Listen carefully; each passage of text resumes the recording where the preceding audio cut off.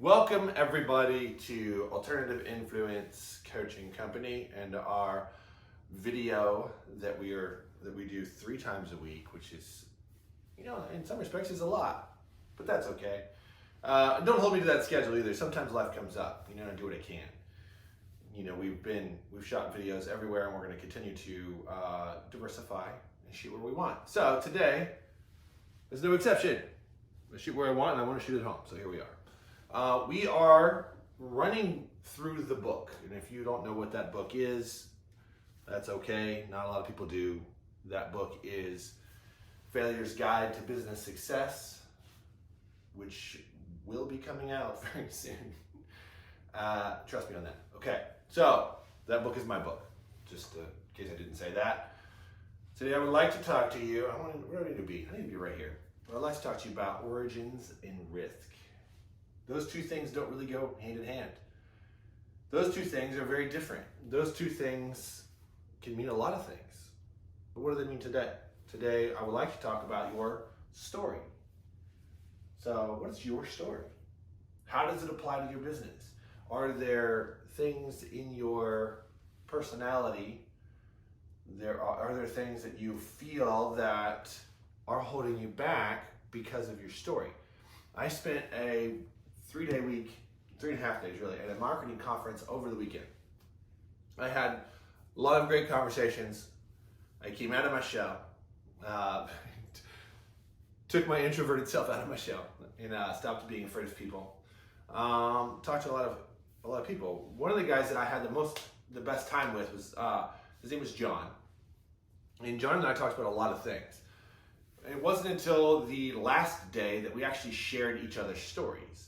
We realized that we had similar backgrounds and similar upbringings, and wondered, as we discussed, how this affects our decision making now in our business.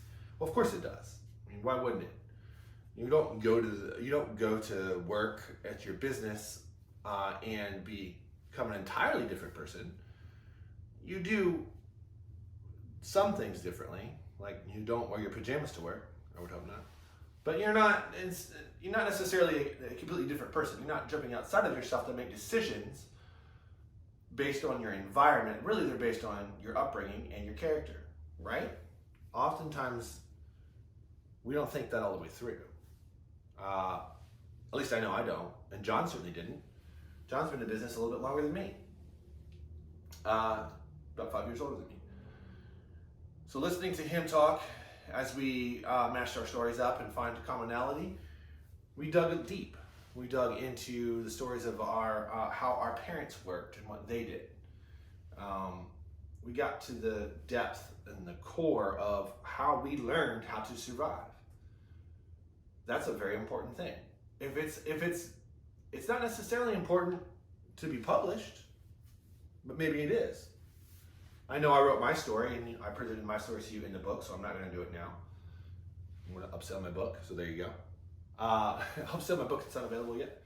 That story means something, and it needs to be written out. It needs to be vetted and talked about. I know John, when I sat down with him, he was timid at sharing his story. For a couple of reasons. One, he didn't want to bog me down, and 2, he didn't really want advice. So what did I do is I led with my story.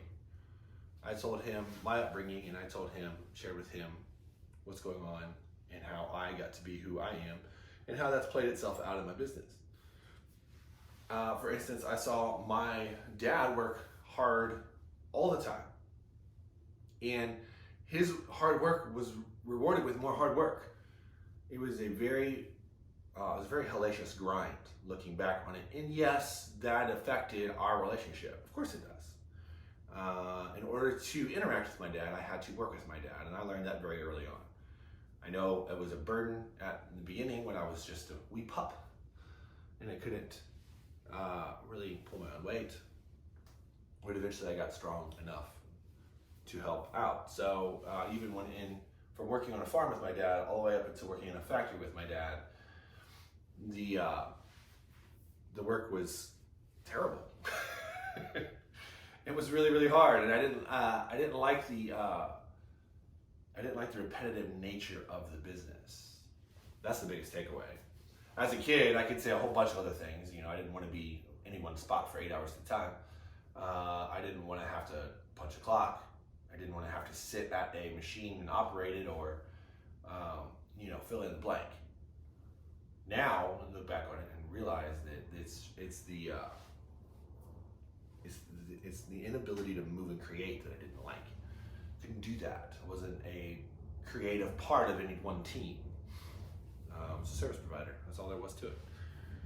So, in short, how does that affect today? There's more. I mean, I could peel that back more and more. Maybe we will in the coming months. But how does that translate into today? I knew very early on that I wasn't cut out for that type of work. That I didn't really know that until I started writing that story out. I didn't thrive in that environment. You know, I think from the age of 14 and a half to the age of 21, I had been in over 20 jobs. And I'm sure I looked like a fool to those around me. Just couldn't really get it. The paycheck wasn't motivating enough. I know that's some of you out there. I know that a few of those people are listening. Paycheck's not what motivates you, but it doesn't feel like it doesn't not motivate other people. Does that make sense? It feels like you're the only one who's not motivated by that paycheck. You're hanging out with people that are punching that clock and they're worried about getting those hours, and you realize that you're not like them.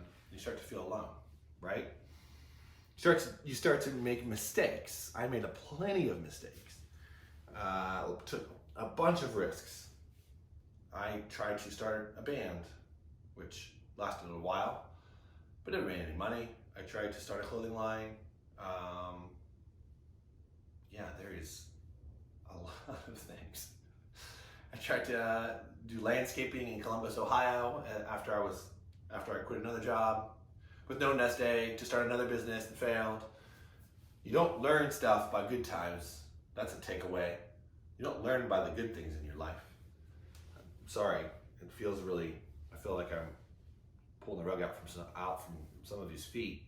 You learn from the dirt. You learn from the grind. You learn from the failing. So failure is not a four-letter word, obviously. Failure is a part of education that you must embrace. So the power of your story is that. When you understand your story, you understand a little bit more about yourself. You're able to put yourself in a couple of categories. I like these categories. You're an artist.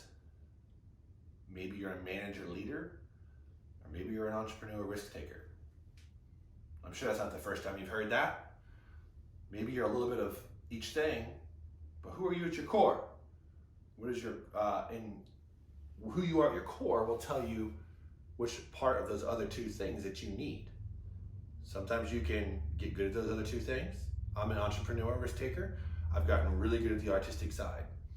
And I'm decent at manager. I know how to take risks. I know how to create, and I know how to motivate a crew. So those are my strong suits, among others. That's what I'm gonna give you right now. Those all come with their own weaknesses though too. I haven't seen a risk that I haven't liked. So I have to surround myself or partner with people that will keep me on a leash.